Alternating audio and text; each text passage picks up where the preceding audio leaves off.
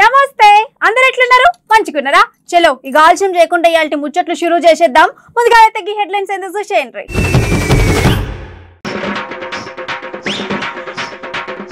కాలుష్యంలో number 1 మన పట్నం జర ఎందుకరా మంచిది భద్రంగా ఉండరు జనం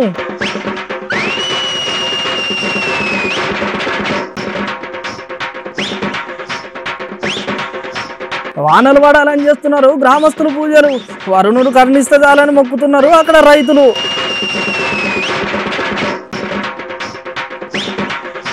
నెల కరెంటు బిల్లు 7,97,576 రూపాయలు మరి ఇట్లా వస్తే ఏందని అడుగుతున్నారు అక్కడ ఇటు కుటుంబ సభ్యులు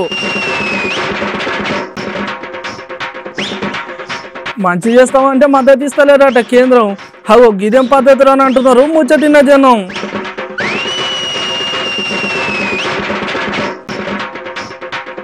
చిన్న పొలగాలు ఎక్కువ వాడుతున్నారంట ఈ స్మార్ట్ ఫోన్లు ఎందుకైనా మంచిదో నజర్ పెట్టుండ్రి తల్లిదండ్రులు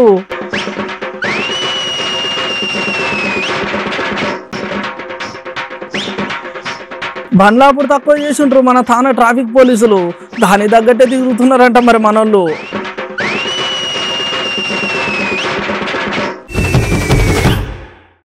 ఇప్పుడు మొదగల మనం దేని గురించి మాట్లాడుకుందాం అబ్బా పట్నం గురించి మాట్లాడుకుందాం అగో పట్నం గురించి మాట్లాడుకున్నాడు ఏంది అని సోచాయించకుండ్రి ఇప్పుడు నేను అడిగేదానికి చక్కగా సమాధానం ఇయ్యుండ్రి ఇప్పుడు పట్నం అనగానే మనందరికి ఏం యాదకొస్తుంది అయ్యో గది కూడా తెలియదా ఏమున్నది ఒకప్పుడైతే చార్మినారు గోల్కొండ మ్యూజియం పెద్ద పెద్ద జూ పార్కులు మరి ఇప్పుడు ట్యాంక్ బండు పక్క పొంటి ఉన్న సచివాలయము అంబేద్కర్ సారు విగ్రహం అచ్చగట్లనా కానీ ఇప్పుడు పట్నం అనగానే మీకు మొదగల గిదే గుర్తుకొస్తుందేమో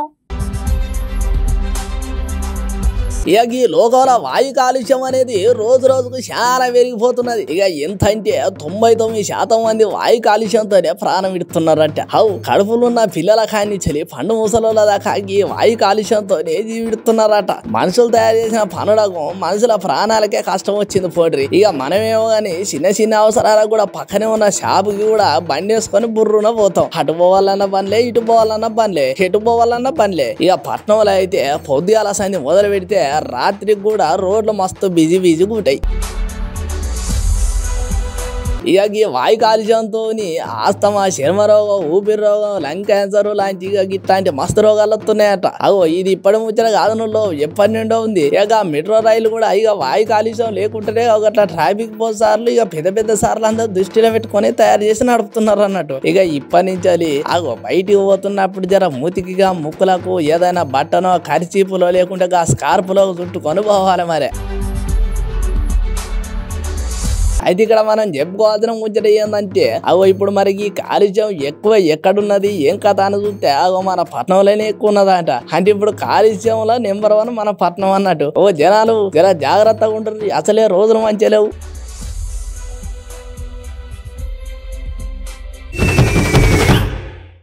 ఇప్పుడు తెల్లారి లేస్తే ఈ నడుస్తున్న కాలం గురించి మనం ఏదో ఒకటి మాట్లాడుకుంటూనే ఉంటాం గట్లనే ఇయ్యాల కూడా మనము ముచ్చట మీద కొద్దిసేపు మాట్లాడుకోవాలి ఇప్పుడు ఏ కాలంలో ఆ కాలం నడవాలి అంతేగాని ఎండాకాలంలో వానలు వానాకాలంలో ఎండలు పడితే ఎట్లుండేంది మస్తు పరేషాన్ ఉంటది అయితే ఇప్పుడు మొన్నటిదాకా వానలు పడ్డందుకు తిట్టుకున్నారు కానీ ఇప్పుడు గదే వానలు పడనీకి మస్తు మంది పూజలు చేస్తారు ఇప్పుడు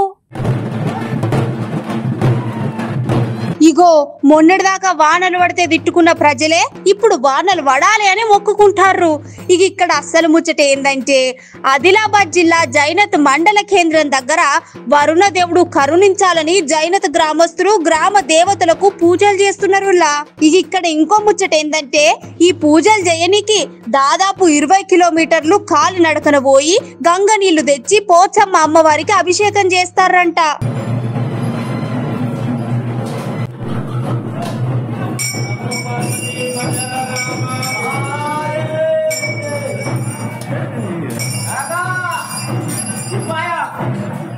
ఇక గిట్ల వాళ్ళ పద్ధతిలా పూజలు చేసి వరుణదేవుడు కరుణించి మంచిగా వర్షాలు పడాలని అక్కడున్న రైతులు కోరుకుంటారంట. గట్లనే పూజలు చేసుకుంటా డప్పు సప్పులతోటి దరువులు వేసుకుంటా మంచిగా ఏకదం పండుగ లెక్క చేసుకుంటారన్నట్టు. ఈ గిట్ల గంగమ్మ నీళ్లు తెచ్చి అమ్మవారికి అభిషేకం చేయడం వాళ్ళ ఆనవాయితని అక్కడున్న రైతులు చెప్తుండ్రు. ఇక చిన్న పెద్ద తేడా లేకుండా అక్కడున్న రైతులందరూ కలిసి మంచిగా పూజలు చేసిండ్రంట.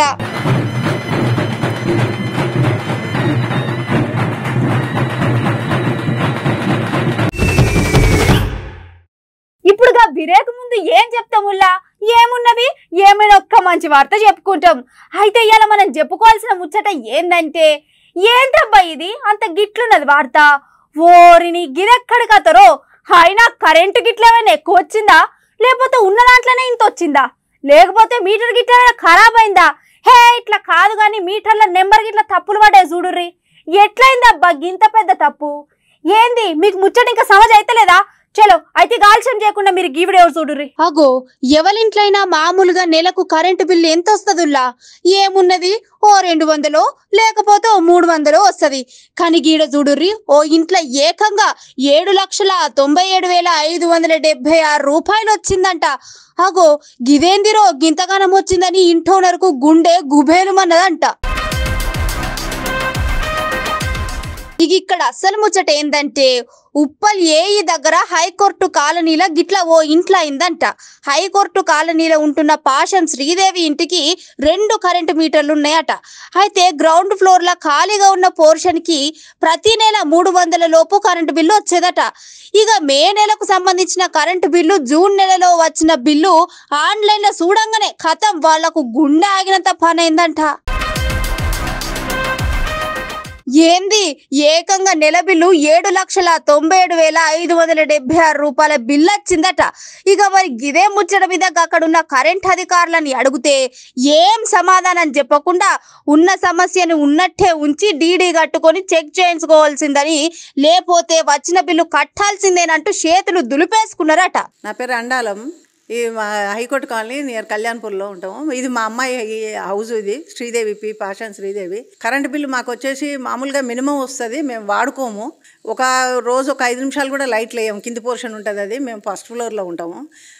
ఎప్పుడైనా మాకు 150, 200, 250 అంతకు మించి ఎప్పుడు రాలేదు.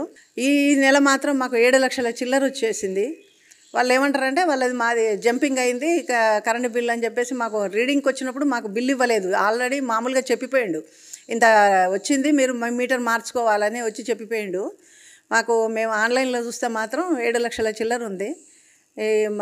వచ్చి ఒక 190 రూపీస్ ఏదో డీడీ కట్టమని చెప్తే డీడీ కట్టేసినాము. డీడీ కట్టినాక వాళ్ళే వచ్చి తీసి మీరే చేయించుకోవాలి, మీరే చెక్ చేయించుకోవాలి మీటరు, మేము చెయ్యము, మేము పోము, మీరే పోవాలంటే నిన్న ఉప్పల్ ఆఫీస్కి పోయి ఉప్పల్ ఆఫీస్లో ఇచ్చేసి మీటర్ చూపెట్టి మళ్ళీ పేపర్ ఇస్తే అది తీసుకుపోయి ఎన్ఎఫ్సి దగ్గర వాళ్ళ కరెంట్ ఆఫీస్ ఉంది, అక్కడికి పోయినాక ఇక్కడ ఒక గంట సేపు కూర్చుండబెట్టుకున్నారు. ఎన్ఎఫ్సి కూడా ఒక 1 అవర్ కూర్చుండబెట్టుకున్నారు మమ్మల్ని.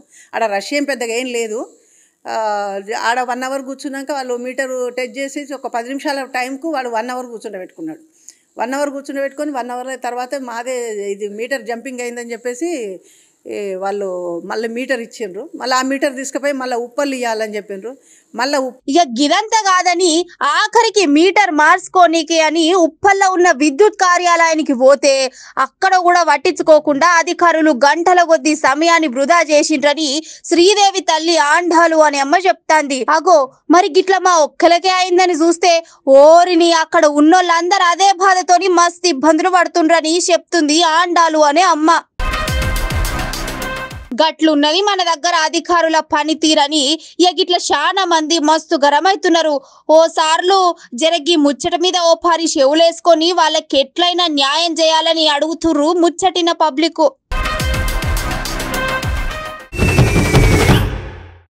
అబ్బబ్బబ్బా ఏందో ఏమోరా నాయనా, ఇప్పుడు నడుస్తున్న రాజకీయాలను చూస్తుంటే వారెవ్వా మన దగ్గర నడిచినన్ని రాజకీయాలు పక్క రాష్ట్రాలల్లో గట్లనే పక్క పొంటి ఉన్న దేశాలలో కూడా నడవేమో అని అనిపిస్తుంది. ఎవరికి నచ్చినట్టు వాళ్ళు చేస్తున్నారు. ఇగో ఇది నిన్నటి వరకు చెప్పిన ముచ్చటనే. ఇవాళ మనం మాట్లాడుకోవాల్సిన రాజకీయ ముచ్చట ఇంకొకటి ఉన్నది.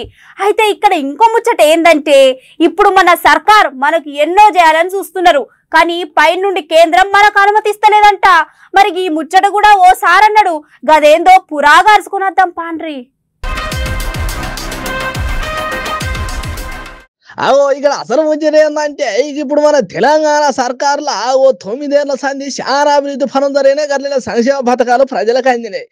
ఇప్పుడు గదే ముచ్చట మీద ఈ పనులన్నీ గిక్కడితోటి ఆగొద్దు, గిట్లనే ముందడి పోవాలి. గట్లనే తెలంగాణ సర్కారుకి ఇప్పుడు దేశంలో మారు మోగాలనేది ఇప్పుడు మన సార్ ఆలోచన అన్నట్టు. అయితే గిదే ముచ్చట మీద ఇప్పుడు మన మంత్రి కేటీఆర్ సార్ ఏమంటున్నాడంటే, వాళ్ళ తెలంగాణ రాష్ట్రం అభివృద్ధి పదంలో దూసుకొని పోతున్నదనే విషయం మేం చెప్పుకోవడం కాదు, కేంద్ర ప్రభుత్వమే స్వయంగా చెప్తా ఉంది. అయితే ఈ అభివృద్ధి పరంపర కొనసాగే క్రమంలో గత 9 సంవత్సరాలుగా అటు రాష్ట్రంలో భారత రాష్ట్ర సమితి ఆధ్వర్యంలో కేసీఆర్ గారి నాయకత్వంలో తెలంగాణ ప్రభుత్వం, ఇక్కడ కేంద్రంలో కేంద్ర ప్రభుత్వం ఎన్నో సందర్భాల్లో వారికి విజ్ఞప్తి చేశాం. ఒక ఎదుగుతున్న రాష్ట్రం, వేగంగా పెరుగుతున్న రాష్ట్రం, వేగంగా విస్తరిస్తున్న రాష్ట్రం, జాతి నిర్మాణంలో కీలక పాత్ర పోషిస్తున్న రాష్ట్రం. కాబట్టి ఈ రాష్ట్రానికి చేయూతనివ్వండి, మద్దతు ఇవ్వండి. తద్వారా జాతి నిర్మాణంలో మరింత ఉధృతంగా పాల్గొనే అవకాశం వస్తుంది. భారతదేశానికి కూడా ఇది లాభం జరుగుతుందనే మాట చాలా సార్లు చెప్పాం.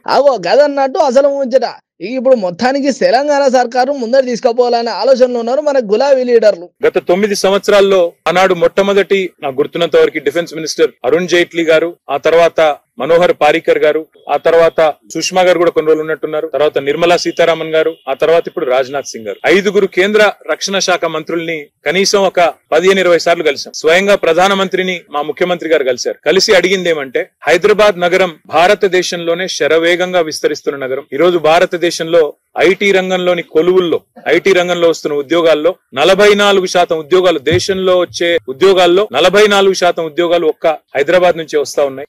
ఇక్కడ మొత్తానికి అసలు వచ్చేది ఏంటంటే ఇప్పటికి 9 ఏళ్లలో మా తెలంగాణలో మేము చాలా చేసుకున్నాం, గట్లనే ఇంకా చేసుకుంటా ముందడి పోవాలి. కాబట్టి మరి మేము ఏం చేయాలన్నా మాకు కేంద్రమే మొదటి దిక్కు. అందుకని ఇప్పుడు మీరు కేంద్రంలో ఉన్న పెద్ద పెద్ద సార్లను మేము చాలా రకాలుగా చాలా తీర్లు అడిగినాము.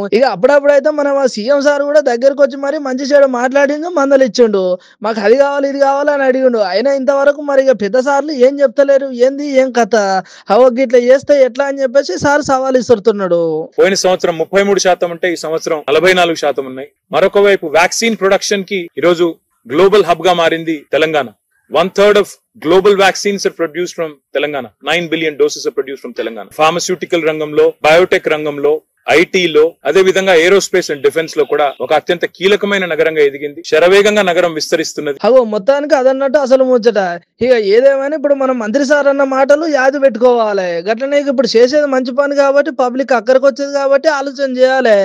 సార్ అన్న ముచ్చట కూడా వాస్తవమే. పట్నంలో చూసుకుంటే ఇప్పుడు హైదరాబాదే నెంబర్ 1. ఇప్పుడు హైదరాబాద్ లో ఉద్యోగాలు చూసుకున్నా, గట్టిన ఐటీ కొలువులు చూసుకున్నా, ఎక్కడ చూసినా మస్తుగా ఉన్నాయని చెప్పేసి అంటున్నారు ముచ్చటిన పబ్లిక్ కూడా. ఏదైతే సార్ పబ్లిక్ మంచి అక్కడికి వచ్చే పనులు చేస్తే చాలని అంటున్నారు నెటిజన్లు.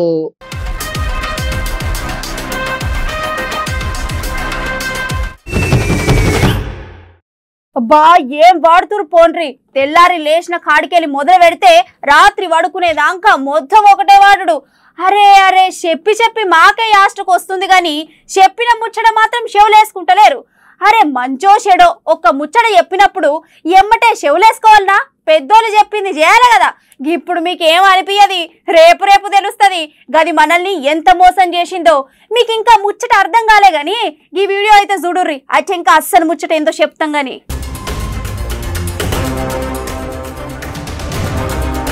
అబ్బబ్బబ్బా ఏం స్మార్ట్ ఫోన్లో ఏమోరా నాయనా, మనిషిని అస్సలు భూమి మీద లేకుండా చేస్తాన్నాయి.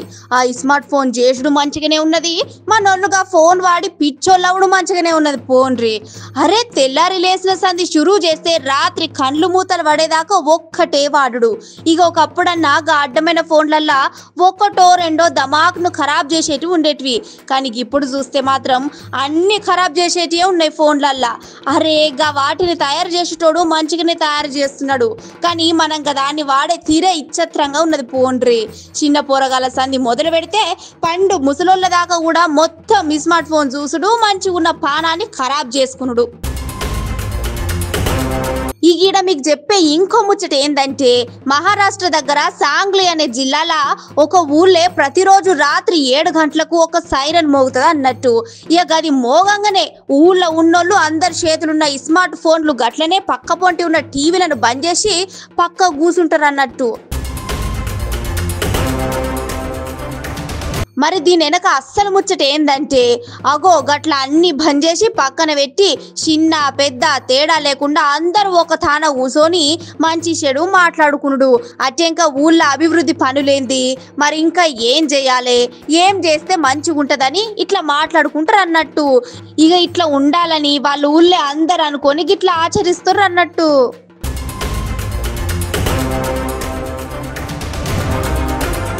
వారేవా చూసినారుల గీళ్ళ ఉపాయం ఎంత మంచిగా ఉన్నదో. ఇయాల రేపు ఒక్క నిమిషం కూడా ఫోన్ పక్కకు పెట్టమంటే పెట్టరు.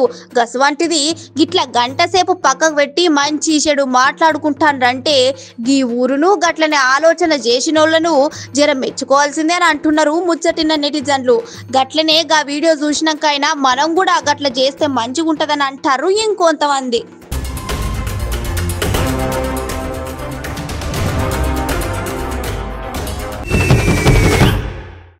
చలో ఇవాళ నేను కూడా ఓ గమ్మత్ వార్త చెప్తా. గా గమ్మత్ వార్త ఏందంటే ఇగో ముందే చెప్తానా, గా వార్త గమ్మత ఇంకోట గది మీరే చెప్పాలి. ఇప్పుడు గా రోడ్డు మీద హెల్మెట్ పెట్టుకోపోతే షెలానేసుడు, రాంగ్ రూట్ లో వస్తే షెలాన్ లేసుడు, గీ నడుమ ఎదురు తిరిగి ఎక్కువ మాట్లాడితే షెలాన్లు. కానీ గీ నడుమ బండ్లకు ఫైన్లు తక్కువ పడ్డాయి. గట్లనే ట్రాఫిక్ పోలీసార్లు వట్టుకుడు తగ్గించిండ్రు. ముచ్చట ఏం సమజైతలేదు కదా. మొత్తానికి మేము ఏం చెప్పదలుచుకున్నాం అంటే ఇక తెల్లారులేత కథం రోడ్ల మీదకి బండ్లు వచ్చినాయంటే కథం ట్రాఫిక్ పోలీస్ అన్నలు ఎక్కడున్నా కూడా కథం, ఏ గల్లీ నుంచి వచ్చినా, ఏ మెయిన్ రోడ్ నుంచి వచ్చినా, ఏ పక్క పొంటి వచ్చినా కథం చూసిన కాడ ఫోటో కొట్టడు, ఐటంక చెలానేసుడు. అగో ఇట్లా చెప్పుకుంటూ పోతే ఒకటో రెండా చాలా ఉన్నాయి. మరి ఇక ఇవాళ రేపు యూత్ పోరగాలైనా పెద్దోళ్ళైనా చిన్నోళ్ళైనా అగో తెలిసైనా తెలియకైనా రోడ్ల మీదకి వద్దామంటే పానం జల్లుమంటుంది. అగో లైసెన్స్ ఉన్నా, ఆర్సీ ఉన్నా, ఇన్సూరెన్స్ ఉన్నా ఇక ఏదున్నా ఏదో ఒకటి అడుగుతున్నారు, లేదానికి చెలానేస్తున్నాడు. మరి గట్ల చెలాన్ని అయితే వేసిళ్ళు, కానీ ఆ యేసుడు కూడా అంతో ఇంతో ఎత్తలేరు, చాలా పెద్ద ఎత్తున ఎత్తున్నారు. ఇక మరి ఇట్లా చేసుకుంటా పోయకుండా మరి సర్కార్కి ఇంత పైసలు ఇంత ఎందుకు ఆదాయం చేస్తాలో అర్థమై పాడైతలేని అంటున్నారు జనాలు. హెల్మెట్ పెట్టుకోకపోతే ఇంత పైసలని, రాంగ్ రూట్లో ఇంత పైసలని, ముగ్గురు ఎక్కు తింటాని, ఇద్దరు ఎక్కు తింటాని, ఆఖరికి మళ్ళీ ఈ బండికి పొల్యూషన్ లేదా నింతాని. ఇక ఇట్లా ఒకటో రెండు అబ్బో చెప్పుకుంటా పోతే చాలా ఉన్నాయి. దొరికిన కాడలా ఫోటో కొట్టుడు, చలాన్ లేసుడు. ఇక గిదే పనితీరు నడుస్తున్నాయి మన దగ్గర. అరే ఇక ఇదంతా ముచ్చట పక్కన పెడితే ఇప్పుడు మన సర్కారు మరి ఏ తిరిగి పైసలు ఎన్నికెత్తుందో ఏమో తెలియదు అని ఇక ముచ్చటంతా పక్కన పెడితే ఇప్పుడు మన సర్కారు ఏ విషయంలో మరి పైసలు ఎన్నికెత్తుందో ఏమో తెలియదు. కానీ ఇక ఈ చలాన పేరు చెప్పి మాత్రం పైసలు మాత్రం పొట్టు ఎన్నికేస్తున్నారని చెప్పుకోవచ్చు. ఒకటే రెండా చాలా రకాలుగా తెల్లారులేస్తే కొన్ని లక్షలలోనే వెళ్తున్నాయి ఈ చలాన్ పైసలు. గీ మరి పెద్ద పెద్దలు ఉన్న వాళ్ళకైతే ఏం కాకపో, కానీ మిడిల్ క్లాస్ పోరాళ్ళని కూడా వదులుతలేరు. అరే ఒకసారి 2 సార్లు మూడోసారి కూడా మందలిచ్చి చెప్పుర్రి, మంచి షేడ్ చేయర్రి. ఇక అట్లా కూడా కాకపోతే మరి మీరే జరిగిన పైసలు పెట్టి హెల్మెట్ కొనిర్రి, గిట్లా చేస్తే మంచిగుంటది. కానీ గిట్లా హెల్మెట్ లేకపోతే రాంగ్ రూట్లో వస్తే ఇద్దరిని ఎక్కించకపోతే ముగ్గురిని ఎక్కించకపోతే మంచి షేడ్ అరుచుకున్నాడు కూడా లేదు. దబ్బున ఫోటోలు దింపుతున్నారు, చలాన్లు వేస్తున్నారు. గిదేం పద్ధతి అని చెప్పేసి మస్తు గరం అవుతున్నారు. ఒక్కసారి 2 సార్లు అంటే అది వేరు, రోజుకు ఒక్క పారనే ఎక్కడ దొరికితే అక్కడ ఫోటోలు కొడుతున్నారట, డబల్ ఫైన్ చేస్తున్నారట. గిదేం పద్ధతి అని చెప్పేసి మస్తు గరం అవుతున్నారు తెలంగాణ పబ్లిక్. ఆఖరికి పబ్లిక్ చెప్పదలుచుకున్న ముచ్చట ఏంటంటే ఇక తెలిసైనా తెలియకైనా ఇక ఏమైనా పేపర్లు ఉన్నా లేకపోయినా, లేకపోతే హెల్మెట్ పెట్టినా పెట్టుకోకపోయినా జర 1 పార్ 2 పార్లు చూడుర్రి, 3వ పార్ ఇక మీరే గట్టిగా మందలిర్రి. అంతేగాని ఇట్లా పైన వేసుకుంటా పోతే ఇగో ఎన్నడూనా మీరు సర్కారు ఆదాయం ఎన్నికేసుకున్నాడే తప్ప పబ్లిక్ మాత్రం ఎటు తిప్పలైతలేదు. తెల్లారులేస్తే కొలువులో పోయేటోళ్ళు, పనిలో పోయేటోళ్ళు ఇక ఈ పైసల మీద ఆధారపడి ఉన్నారు. ఇక గంటలో కూడా మీరు సగమే ఇక గా పైసలలో కూడా సగం మీరే తీసుకుంటే ఇక మార్కెట్లో సార్ పూటెల్లుడని అంటున్నారు పబ్లిక్. జర పారే ఆలోచన చేయాలి సార్లు, చలాన్ వేయాలి. కానీ గీ తిరిగేస్తే మాత్రం పబ్లిక్ మస్తు తిప్పలే అని చెప్పుకోవచ్చు. మరి